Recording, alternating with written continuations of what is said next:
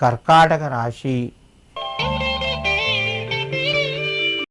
ఈ రాశి వారికి ఈరోజు అనుకూలిస్తూ ఉంటుంది. ప్రయత్నాలు ఫలిస్తాయి. వివాహాలకు సంబంధించిన ప్రయత్నాలు కొంత ముందుకు సాగి మీకు ఆనందాన్ని కలగజేస్తాయి. వ్యాపార రంగంలో రాణిస్తారు. సమయానికి మీకు డబ్బు చేతికి వస్తుంది.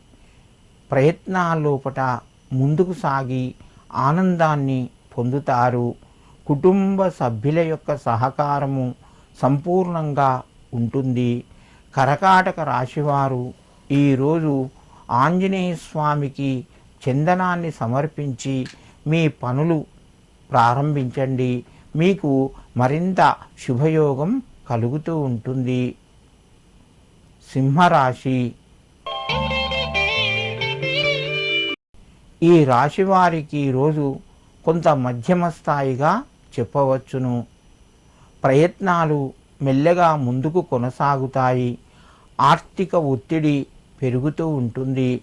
కుటుంబ సభ్యుల యొక్క సహకారము మధ్యమ స్థాయిలో ఉంటాయి. ఉద్యోగస్తులకు తోటివారి సహకారము కొంత తగ్గవచ్చును. మిత్రుల ద్వారా కొంత సహాయాన్ని పొందుతారు.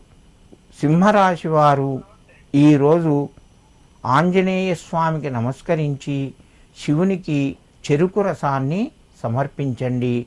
మీకు కొంత అనుకూలత పెరుగుతూ ఉంటుంది. కన్యారాశి. ఈ రాశి వారికి రోజు మధ్యమ స్థాయిగా చెప్పవచ్చును. ప్రయత్నాలు మెల్లగా ముందుకు కొనసాగుతాయి.